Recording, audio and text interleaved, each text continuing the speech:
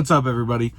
In my last video, I did a video on Swift orientation in 2025 and the steps you go through and how that whole process works. Now, I'm going to tell you what it's like. I also kind of went over like being on a mentor's truck. I'm going to kind of tell you a little more how that's like and what it's like, the test you have to take and the drive test once you get off your mentor's truck.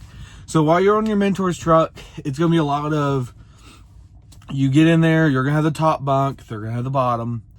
You're going to, you're going to get to know them. You're going to kind of get your stuff where you, like, situated back there how you want. But for the most part, you're just going to drive. Y'all going to be buddies. You're going to figure out how each other live, how, your habits, everything. If one of y'all smoke and the other one don't, you can choose, like I said in the last video, not to be with a non-smoking mentor. Sometimes that's not always the case, but they'll give you someone for the meantime or whatever. They're really good with working with you. So you're going to be with your mentor. You're going to, if they don't eat on their truck, well, I hate to tell you, you're going to deal with the shitty training pay and you're going to eat at the truck stop. You're going to eat whenever y'all stop. I suggest buying some snacks, buying some water, keeping some things kept in the truck up in your bunk so you don't have to stop every time and keep buying stuff because you don't get paid good and while you're in training. While you're in training, your pay is going to look something more like anywhere between like $4.50 to about $6 if you're lucky. And it's not going to be the same. None of my paychecks were the same while I was in training. It's just how it is. But once you go through that, you have 4 weeks of that. And if you have any problems with your mentor, you can switch mentors. My mentor, the truck I was on in that video, actually, how do I put this where it's YouTube safe?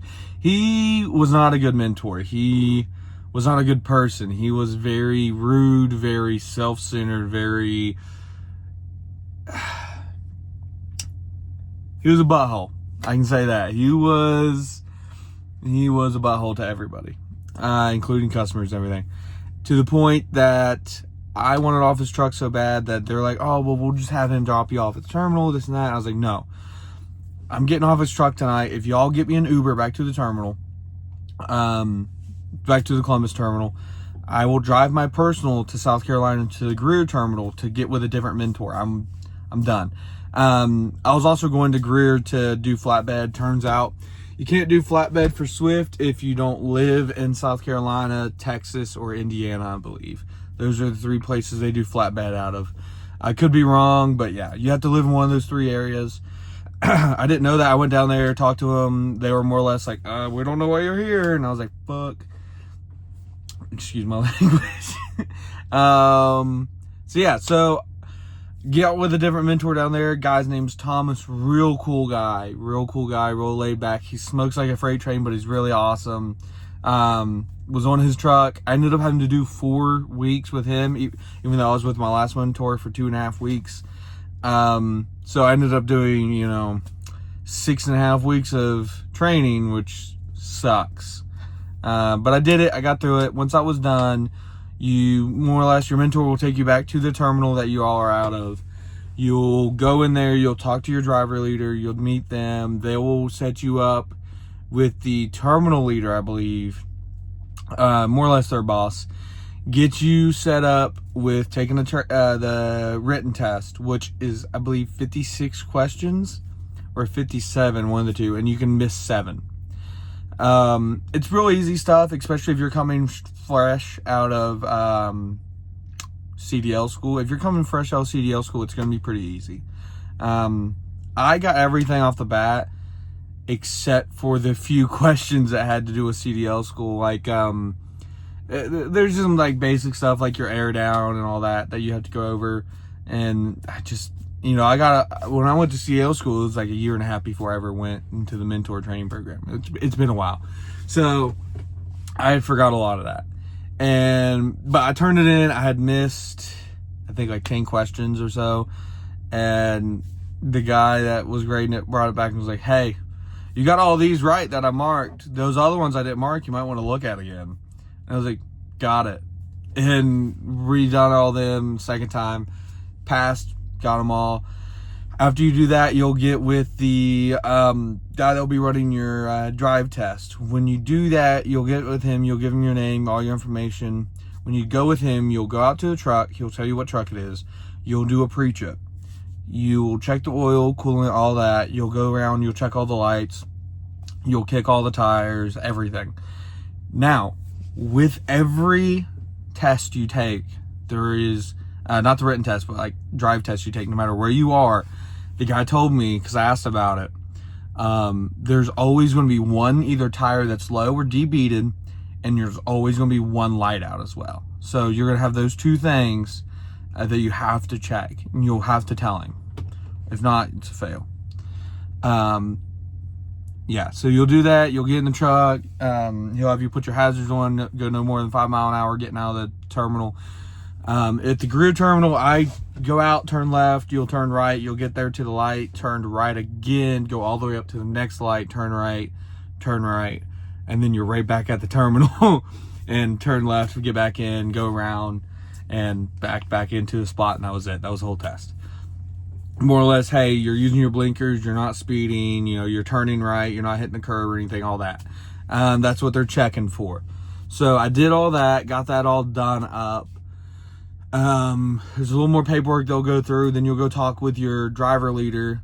Once you talk with your driver leader, they'll get you set up with a truck. They'll find you a truck. I got given two options. I got given a 23 Kenworth or a 22 Freightliner. I took the Kenworth. I will say Kenworths and Peterbilts have the worst turning radius. Freightliners aren't as nice, but they have a better turning radius, and they do have more cubby holes. I like to put everything. They have more shelves, more drawers, and stuff like that. So that is kind of nice. So if you have a lot of shit that you're going to keep with you, you might want to go with a Freightliner. Don't ever go with an International. They're all shitty. If they give you an option of an International and any other truck, don't take the International, take the other truck.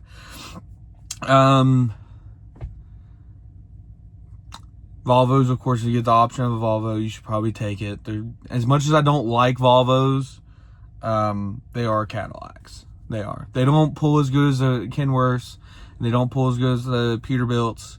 Neither do the Freightliners or Internationals. But they're so smooth. They're really nice. They're pretty good. I like them. I don't like how the manual shifter is on them, but past that, they are a really, really nice truck. I like the Kenworth though. That's why I went with it. Once you do that, they're gonna give you all your paperwork, everything you need for your truck. Go do a full pre-trip. Do a full pre-trip on your truck. Check everything on it. Check your oil, check your coolant, check your brake fluid, check all your fuel filters, make sure there's no sludge in them or anything. Check your tanks, make sure they look decent. Drain the air out of your air tanks. Do that first. Don't even try fucking with them. Just drain them. Go through, check all your tires, everything. Because my truck, and then go to like Walmart or tell them you're going to PC to Walmart to get you some stuff for your truck. They won't care. Just go do that. And check your cruise control. Check how it steers. Check how it feels when it's riding. Now remember, when you're bobtail, it's going to be a little rougher. It's going to be a little stiffer every ride. But that's just because it's made to haul weight. So be aware of that, but check everything. Make sure your mirrors are good. Make sure your power mirrors work. Because if they don't, they're a pain in the ass to adjust by hand. Make sure your windows work. Make sure your AC works. Make sure your bunk heater works. Make sure all that shit works before you get in that truck. I'm like, yep, I want this. And then you go out on the road, and then, it either snows or you get a cold front or you're getting, 100-degree heat, and you don't have any heat and you don't have any AC. And you're fucking out there dying, okay? Do all that. And then I told my driver leader I'd like a day, because they can give you the option of getting in your truck and just fucking going out the door. I took a day, got everything situated, got everything organized, went to Walmart, got some groceries and stuff, put all that in my truck. I suggest eating in your truck. I suggest getting a hot plate and a pan and some butter. And then you make like steaks, pork chop, chicken. You make food. You can eat out of your truck and eat some pretty good, tasty food without having to eat at a truck stop. All right. Now, some people don't like to cook. That's okay.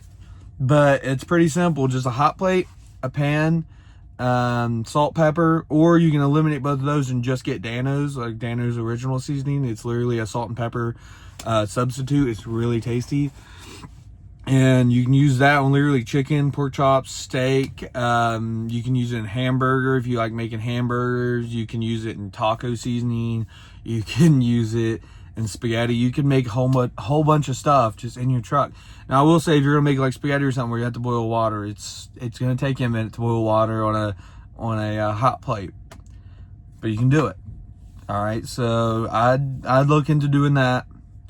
Now, it's gonna suck because you're gonna have to get out of your truck and you're gonna have to sit beside your truck and with this thing of soap and some paper towels, and you're gonna have to scrub it and shit.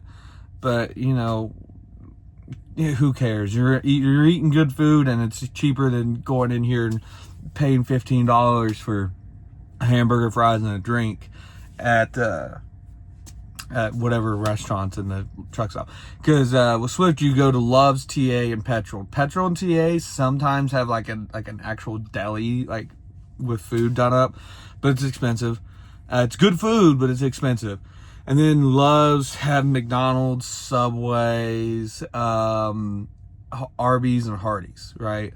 And those four are going to get old real quick. TA sometimes have IHOPs and stuff.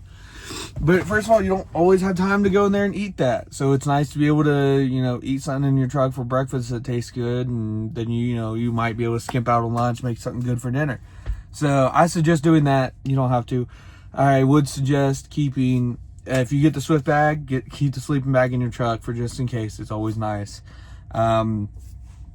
Sleeping bag, an extra blanket, definitely extra clothes. I don't know how many truckers I've ran into at this point. There's like, you can tell wear the same clothes for a week, and there's no sense in that. I'd keep like $50 cash for if you end up running yourself short, you can still take a shower. Then you can take a shower and get some food, right?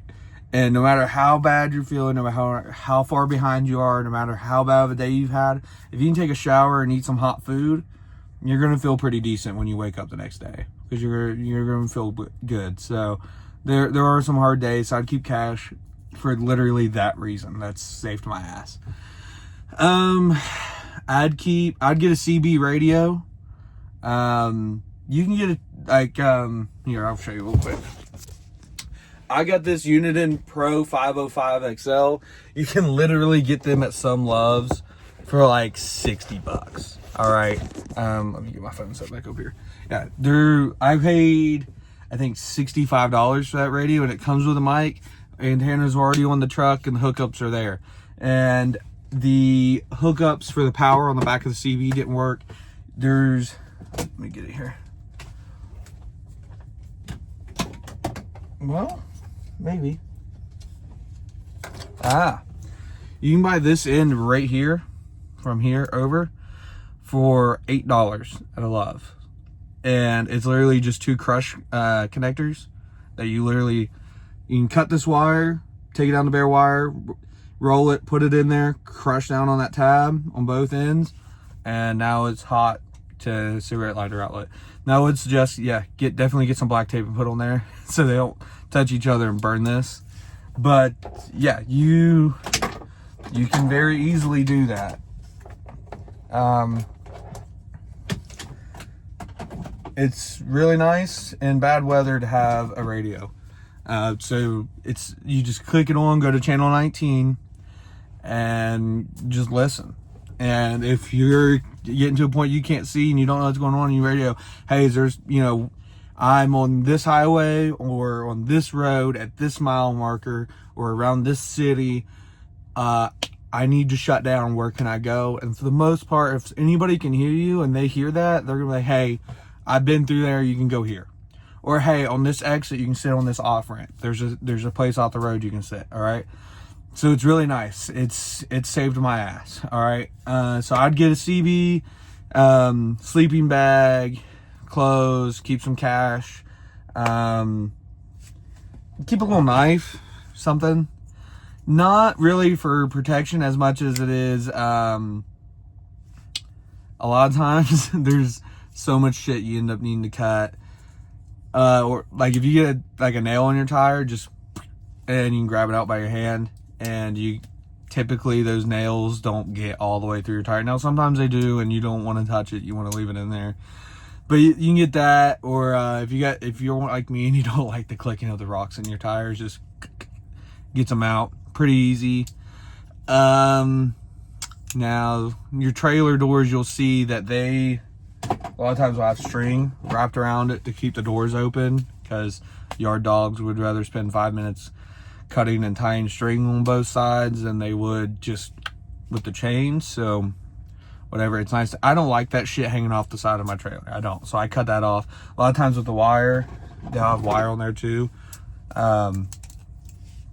Just a little multi-tool, fold up. You can even just get one of these because they have a knife on them too. They're incredibly handy.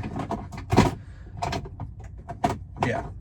That, pins, and pair of sunglasses. If you get headaches easily, I'd keep some ibuprofen on your truck. Toothbrush, toothpaste, clothes.